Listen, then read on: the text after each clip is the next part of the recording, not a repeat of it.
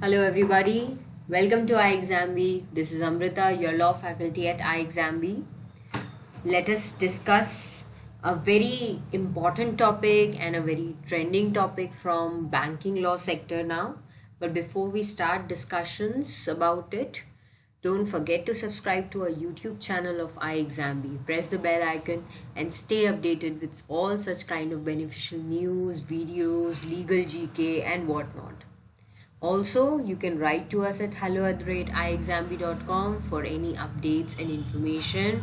You can also visit our website www.iexambi.com and also call on the number that is visible on the screen. चलिए start करते हैं हमारा बहुत ही important topic of discussion जो मैंने आज आपके लिए पिक किया है, that is about merger of banks. What is merger of banks? Merger of banks ये काफ़ी ज़्यादा ट्रेंडिंग टॉपिक हो चुका है आजकल, बिकॉज नाउ एंड देन आजकल काफ़ी बैंक्स मर्ज हो रही हैं. एंड स्पेशली अगर आप बैंकिंग लॉ ऑफिसर एस्पिरेंट्स हैं, बैंकिंग एग्जामिनेशंस के लिए प्रिपेयर कर रहे हैं, even in the general category, this topic is very much attractive for examiners, जिसमें क्वेश्चंस भी आ सकते हैं, तो आपका कंसेप्ट भी क्लियर होना चाहिए. तो मर्जर ऑफ बैंक्स पहले क्या है वो समझ लेते हैं, देन उसका एक लीगल एंगल हम लोग एनालाइज करेंगे. Merger of banks is nothing but one bank gets submerged, we can say, into another bank. इसके लिए एक ऑल्टरनेटिव टर्म अमेलगमेशन भी हो सकता है. अगर आप लोगों ने कंपनी लॉ पढ़ा होगा तो उसमें भी आपको अमेलगमेशन ऑफ कंपनीज का कंसेप्ट देखने को मिलेगा. तो ये जो बैंकिंग कंपनीज हैं इनका भी कंसेप्ट नियर अबाउट सिमिलर ही है.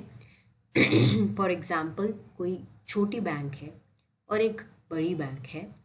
मैं बहुत ही सिंपल एग्जांपल दे रही हूँ, नॉट वेरी टेक्निकल. एक बड़ी बैंक में एक छोटी बैंक मर्ज हो जाती है, दोनों में से किसी एक बैंक का नाम पिक किया जाता है या फिर ऑल टुगेदर नया नाम पिक किया जाता है, समथिंग डिफरेंट, एंड उस बैंकिंग नेम के हिसाब से बैंकिंग बिजनेस कंटिन्यू किया जाता है.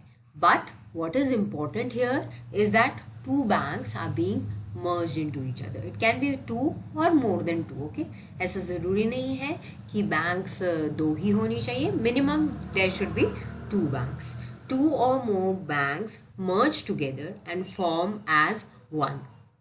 ऐसे आपको कई एग्जाम्पल्स देखने को मिलेंगे अगर आप सिंपली गूगल भी करेंगे तो.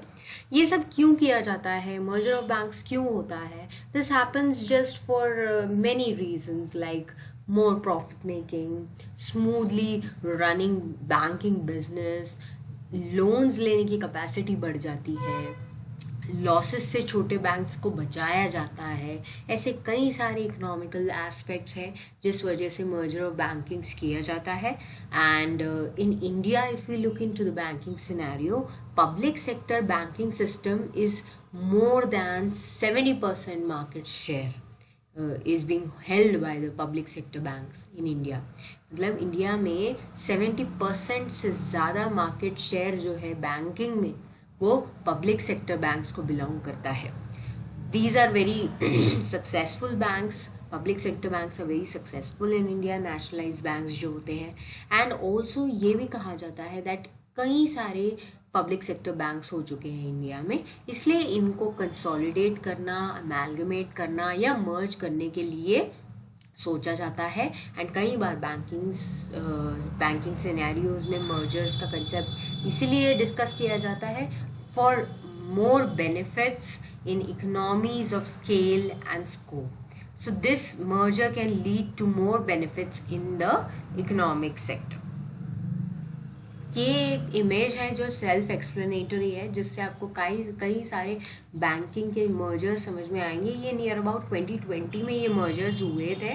Punjab national bank, oriental bank of commerce and united bank of India merge हुआ था.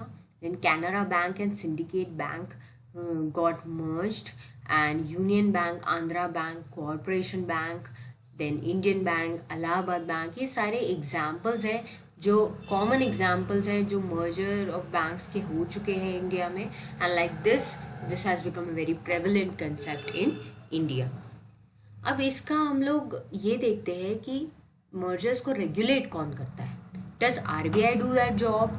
or is there any other institution? Does central government do it? Who is ultimately having these powers? RBI का यहाँ पे discretionary power है. Reserve bank जो है, this head of all the banks we can say, has a discretionary power to approve the voluntary amalgamation of two banking companies. मतलब voluntary amalgamation two banking companies का approve करने का जो power है, जो discretion है, वो किसके पास है? Reserve Bank of India के पास. And this is going to take place under the provisions of Section 44A of the Banking Regulation Act 1949. Now, this aspect is very important for us, being law students, legal officer aspirants, and even general. अगर आप कोई post के लिए apply कर रहे हो, law is something which is a mandate, you have to study it. तो इस टॉपिक के लिए जो प्रोविजंस अट्रैक्ट होंगे जिस एक्ट के, वो है बैंकिंग रेगुलेशन एक्ट 1949. उसका प्रोविजन सेक्शन 44A जो है, ये डिस्क्रिशनरी पावर देता है रिजर्व बैंक ऑफ इंडिया को कि वो वॉलेंटरी अमेलगमेशन यानी कि मर्जर को अप्रूव करे. You may take a note here that the powers do not extend to the voluntary amalgamation of a banking company with a non-banking company. So these powers don't extend to banking and non-banking company voluntary amalgamation. That is only for banking. अगर banking और non-banking company है तो वो amalgamations cover होंगे Companies Act के procedure के हिसाब से. 391 to 394 of the Companies Act, you may go through it. यहाँ से कोई क्वेश्चन आ जाता है तो आपको कंफ्यूज नहीं होना, आपका कंसेप्ट क्लियर होना चाहिए कि कौन से प्रोविजंस किसको एप्लीकेबल है. और जो कंपनी और नॉन बैंकिंग कंपनी के, बैंकिंग कंपनी और नॉन बैंकिंग कंपनी के जो मर्जर्स अमेलगमेशन है, उसकी स्कीम अप्रूवल कौन देगा? हाई कोर्ट देगा. Not reserve Bank of India, but high court will do that job. Legal provisions अगर हम देखें तो आपको सेक्शन 45 यहाँ पे पढ़ना होगा. Section 45 of banking regulation act empowers the Reserve Bank of India to make a scheme of amalgamation of a bank with another bank if it is in the depositors interest और in the interest और overall banking system. यानी कि जो scheme है amalgamation की, वो scheme कौन बनाएगा? रिजर्व बैंक बनाएगा. And that will be done as per section 45 of the banking regulation act. आपको ये सारे पॉइंट्स जो मैं डिस्कस कर रही हूँ, ये आरबीआई की नोटिफिकेशन में भी देखने को मिलेंगे. अगर आप ये चेक भी कर सकते हैं एंड डिटेल में इसको पढ़ भी सकते हैं. और operation of the week bank में be kept under moratorium for a certain period of time to ensure smooth implementation of the scheme. यानी कि जैसे आपने मोरेटोरियम का कंसेप्ट पढ़ा होगा, अभी कोविड के टाइम पर आपने सुना होगा मोरेटोरियम क्या होता है, मोरेटोरियम लोन्स होते हैं. तो उसी तरीके से मोरेटोरियम पे कुछ वीक बैंक्स को रखा जाता है कुछ पीरियड के लिए कि उनके स्कीम्स का स्मूथ इम्प्लीमेंटेशन होना चाहिए to uphold the weak banks which require some support. So private sector banks also get merged into other private sector banks और public sector banks. इस mechanism के हिसाब से ऐसा कुछ नहीं है कि private banks या public banks merge नहीं होती, ऐसा कुछ नहीं है. Private banks as well as public sector banks get merged under this mechanism. Prior to 1999, what used to take place? Weak banks section 45 के हिसाब से बैंकिंग रेगुलेशन एक्ट के मर्ज होते थे. एंड ये ट्रेंड इंक्रीज हो गया आफ्टर 1999. वॉलेंट्री मर्जर्स आने लगे, काफ़ी ज़्यादा बैंकिंग मर्जिंग सिस्टम का ट्रेंड बन गया. Section 44A of banking regulation act इसको रेगुलेट करने लगा. And mergers among private sector banks also came to be seen a lot. Public sector banks have bypassed this trend despite the fact that there might have been ample opportunities, but still ample opportunities की हम क्या बात करें कि analysis अगर देखा जाए तो कुछ स्ट्रैटेजिक मेजर्स यूज़ करके अगर एक्विजिशन किया जाएगा पब्लिक सेक्टर बैंक्स के द्वारा, तो इसमें काफ़ी सारा स्कोप है डेवलपमेंट के लिए इकोनॉमिकली. पर ठीक है, हमारा कंसर्न सिर्फ ये है कि हमें लीगल प्रोविजंस देखने हैं किसके अंडर ये सब किया जा रहा है. And getting into this analysis is actually a part of economics.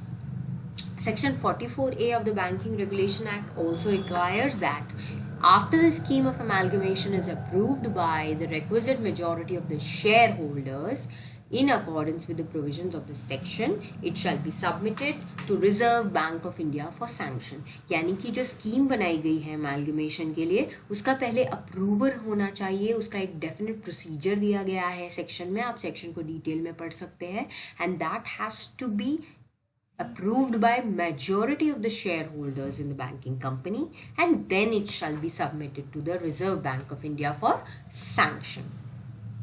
इसी तरीके के और टॉपिक्स डिस्कस करने के लिए एंड आपके क्वेरीज के साथ आप कमेंट सेक्शन में आ सकते हैं इस वीडियो के. You can reach to us, we are expert faculty for legal here. I Amrita Johar, Neha Dubey and Vidika Bansal and are here to help you on any topic from legal examination point of view. And also we have many law officer, banking law officer, insurance law officer, all the regulatory bodies law officer courses available at iExamB, including CLAT UG, coal India, ये सारे courses iExamB के पास available है. You can visit the website for more details and also make your self 50% faster and enroll with ourselves for short and crisp content and also personalized preparation, regular interaction, doubt clarification sessions with faculties. and आपके जो भी queries है इस video के comment section में लिखिए and we will definitely help you prepare 50% faster. Thank you.